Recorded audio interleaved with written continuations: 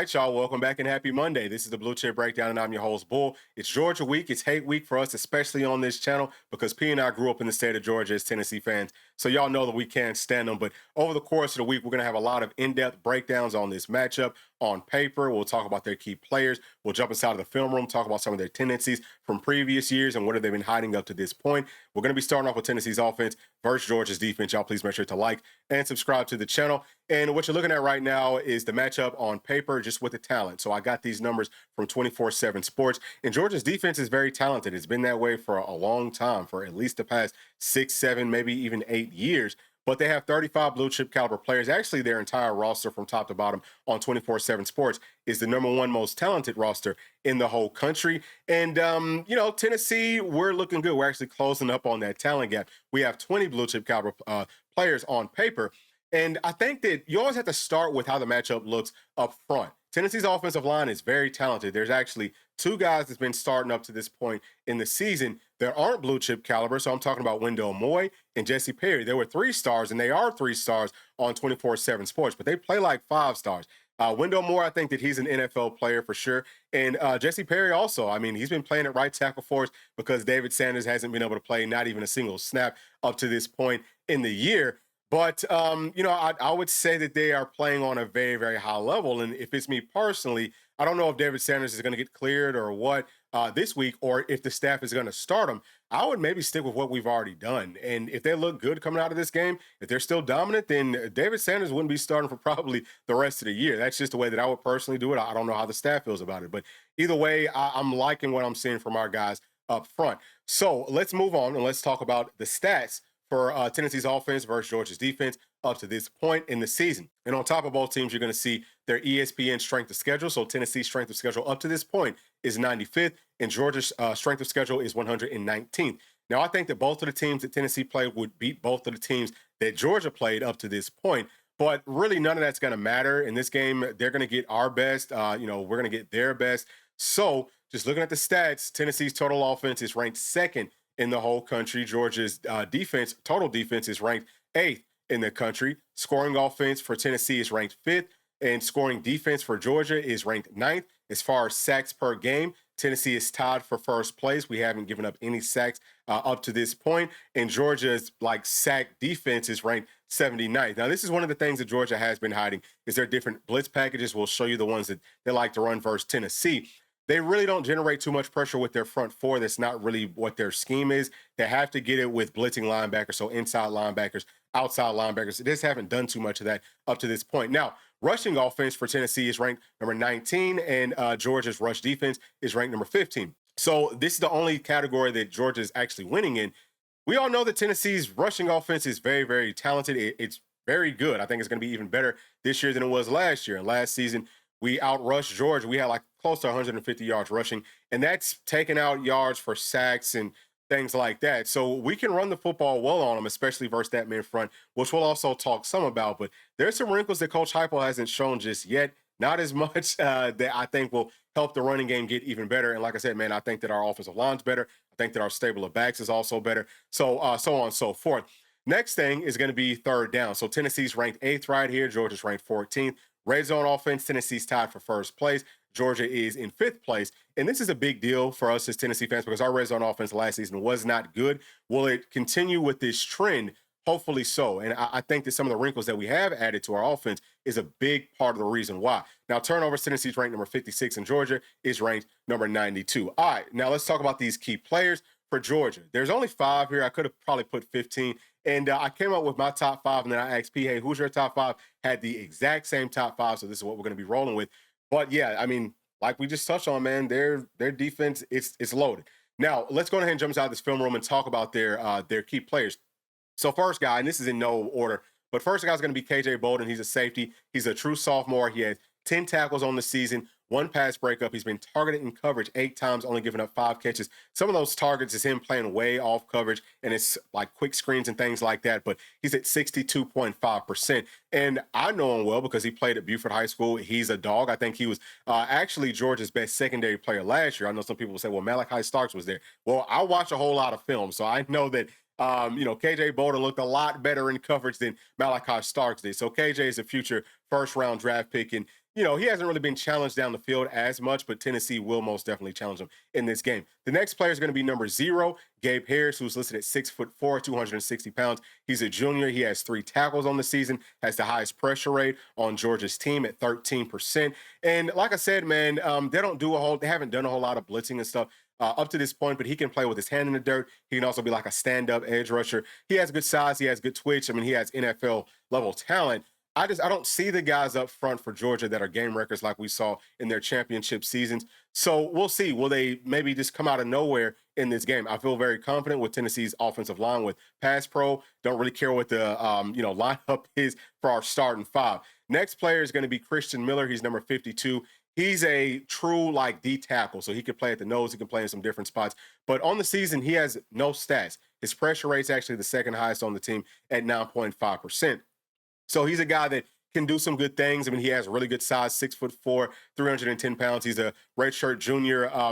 I think that Tennessee is going to be a lot better versus Georgia's guys up front just because our center and our guards, I think, are better than they have been previously, not taking a shot at those guys from last year, some of those previous years. Love those guys. I just think that we're more talented now. I think that we're playing better as a unit. And next guy is going to be C.J. Allen. He's a inside linebacker, and on the season, he has 11 tackles, okay? He's tied for first place with 1 sack, listed at 6'1", 235 pounds. He's a junior. I think that he's pretty decent. He's a guy that I would love to try to target in coverage. He had problems with that last year. I'm seeing some problems with it this year, too. He's going to do what he's asked to do. To me, not like some world beater playing at linebacker, just a veteran guy that will do what he's asked. And I think that Tennessee can maybe find some success just because Georgia's defense does play so disciplined. And P and I talked about that last year as well. Next player is going to be Raylan Wilson. Okay, so he's another inside linebacker, 6'1", 235 pounds. He's a junior. He's leading the team in tackles with 14. And I think he's a little bit more of a, I think I'm not going to say more of a problem, but I think he's better than C.J. Allen. That's just me personally. I think he maybe plays better out in space, but going to be very similar with a whole lot of those things. Should be pretty good blitzing. Going to be decent in coverage. I'm not too much worried about their linebackers in coverage, honestly speaking. So let's go on ahead and jump inside this film room. Let's talk about some of the tendencies from Georgia last year versus our offense. So we'll start off with the running game. And what I'm highlighting here is the mint front that Georgia likes to play. There's still some people that think that, man, it's the 3-3-5 that gives Tennessee's offense trouble. That's not the case. Everybody runs 3-3-5 now. That's just that's a very normal defense. It's like old school 4-3 or old school 3-4. And of course, the 3-4 is Georgia's base defense.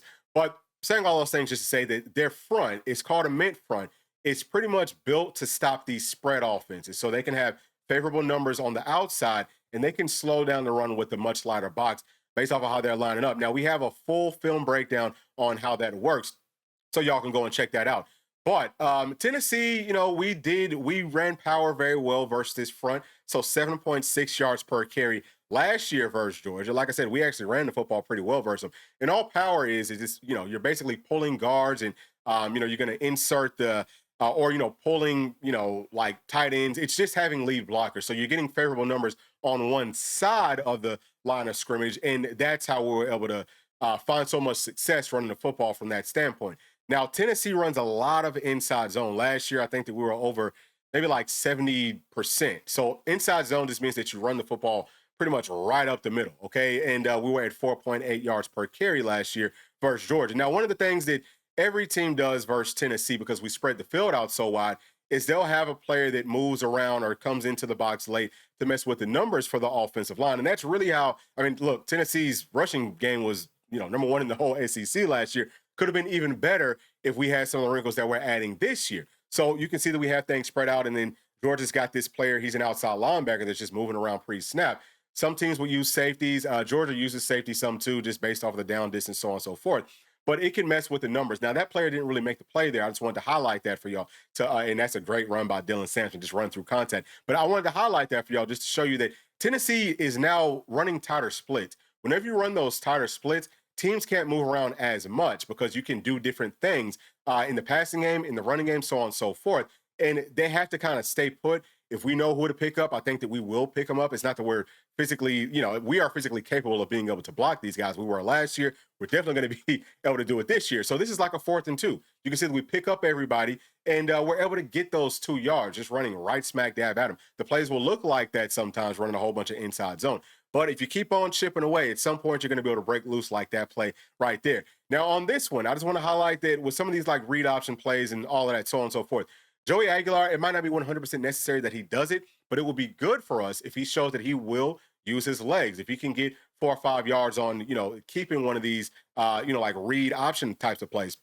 So that's something that we need to be looking out for. Like I said, might not be 100% necessary in this matchup, but it's something that he needs to be ready to do. On this play, this is still inside zone, but I want to highlight something for y'all, okay? Tennessee is going to be running more outside zone, and there's some other things that we haven't shown just yet, like stretch plays that just kills this mid front. Actually, for the past couple of years, Georgia has given up the most yards per carry on outside zones. So the outside is there. Expect Tennessee to try to hit that more. It's just based off of the scheme. And also you can see that they're playing very deep coverage. So things are there. You can get more yards if you can pop it to the outside. But I think that that's really going to help Tennessee's running game out and the whole offense. Now let's talk about Georgia's coverage versus last year. So they ran quarters coverage the absolute most. This is what quarters coverage looks like. It takes away pretty much everything vertical. You can scheme some things up down the field, but you pretty much have to take all the underneath stuff. So they ran this at 33.8% last year, and we'll go ahead and go through with this play. Speed outs and things like that, pretty much everything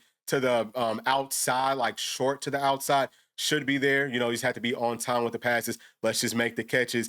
And, kind of like dink and dunk down the field. Take what they give you. Take what they give you. Here, this is actually cover 3. That's a cover 3 seam. It shouldn't be in here, but that's a slant. You can kind of run some of the same stuff versus this quarters coverage. And you want to try to do some quick screens and things like that. Tennessee will utilize our running backs coming out of the backfield. That's going to help us out tremendously in this game. And also, I don't know if Georgia really wants to run that as much versus those tighter splits. Now, what they ran the second most is cover 3. That was at 21.6%. This is how cover 3 looks. Kind of the same holes in this defense as we saw versus quarters coverage. You got to throw it underneath, especially to the outside. That should always be there. But you can scheme up some different things, right?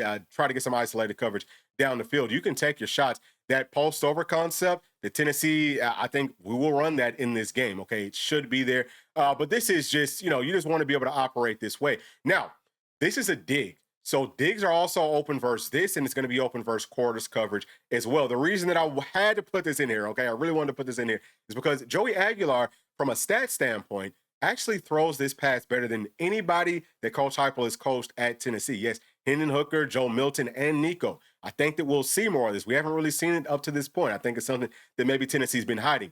Expect us to be able to run this, especially with an offensive line that can hold up with the pass pro. So, and then love the check down options. Coach Heupel hides a lot of things for this Georgia game. Okay, he will have things dialed up. I absolutely guarantee you that. Now, third thing that Georgia ran the most of in coverage is cover 1, 16.2%. Cover 1 just means that it's man pretty much everywhere. Sometimes you'll be blitzing out of this, but you have one player playing deep. So typically it's going to be one safety. Now, in this situation, what y'all are seeing is that Georgia does not want their cornerbacks coming up to the line of scrimmage and playing true press, man-to-man coverage, bump and run coverage. They might do it more this year just because I think that their corners are probably better in coverage from a man standpoint than they were last year. They've got some guys with really good height, really good length. So we'll see, does Kirby maybe break some of his old tendencies? He loves to give his cornerbacks help over the top. So I'm saying all that just to say, pay attention to the other safety that's not circled in that red, okay? He's actually manned up on the running back, but he's playing deep because the cornerback up top is playing up close. He wants the cornerbacks to have the help over the top. They will not really let them go one-on-one up at the line of scrimmage. So, yes, running back, something that Tennessee will utilize a lot of in this game coming out of the backfield. They should be open. Let's just get the football to them a little bit quicker. But outside of that versus man, there's a whole lot of man beaters. It could be stacking up your wide receivers, running some like pick plays or, like rub plays or running slants, whatever. Tennessee's going to be fine from that standpoint, and I think that we could still probably go deep. Joey Aguilar will throw it up in one-on-one coverage. Now, these are some of the things that Georgia hasn't shown up to this point in the season. This is their different blitz packages that they like to run versus Tennessee. So the first ones that we'll look at are overload blitzes, where they're going to have the guys up front will slant to one side. So on this one, they're slanting to the offense's left, and then the linebackers will blitz to the right side. Our offensive line wasn't great at picking up these types of things, whether it's stunts, whether it's these types of blitzes last year. But this season, man, we look way better. I mean, I would say it's a night and day difference. It's almost a totally different level, sort of a difference. So I feel very confident with Tennessee being able to pick up these types of blitzes better than we did last year. And also pay attention to the coverage down the field. They're still playing deep. Tennessee's route combinations were pretty much all vertical, and they're just playing off and then they're blitzing. So it takes time to be able to find the people open down the field, and then they're just bringing the pressure. Big part of the reason that Tennessee had to change the scheme up, our underneath game is going to be significantly better than it was last year. So I think that we have a whole lot of answers for what Georgia likes to do. Now, the second thing that they run a lot versus Tennessee are these A-gap blitzes. What that means is you're going to have like a linebacker, maybe a safety in some situations, blitzing up the A gap that's right next to the center on either side. So they can bring that blitz kind of late, like they might pause and then bring it late. Tennessee hasn't picked this up very well since Coach Heupel's been here. Like I said, though, I think that our guards and our center is better than they have been previously. So you can find people down the field open for sure if you pick that up with any of these blitzes. And actually, Georgia blitzed us at 60% last year. So if they try that same thing, I promise you, we are going to have all the answers and things like that for this big time matchup coming up. But with all of those things being said, man, how do I see this game actually playing out with Tennessee's offense versus Georgia's defense? I think that we'll find success. I'm not going to say it's going to be super easy, but I think it's going to be a lot easier for us to operate than it has been over the previous years because of the wrinkles. Georgia's going to do what they do. They can hide stuff early on in the season, all that they want. Maybe they've added some things, but it's, you know what their mindset is, like, you know what they're trying to do. Tennessee almost has like a total overhaul of our offense. We can still run some of our base stuff. So I just think that we'll be able to open things up in such a way that we will find enough success on the ground, throwing the football. We'll probably be more wrinkles with our tight ends getting utilized in this game as well. I think that we're gonna have a really good Saturday, man. I think that y'all will like this matchup. But those are my thoughts. Please share y'all's down in that comment section. And as always, please make sure to like and subscribe to the channel. And we'll be talking to y'all tomorrow. Thanks, peace. Thanks for watching, and please make sure to like and subscribe to the channel because that keeps us growing inside of the YouTube algorithm. And if you did like this video, here's another one that you might also enjoy. Thank you, thank you, thank you. We'll see you on the next one. Peace.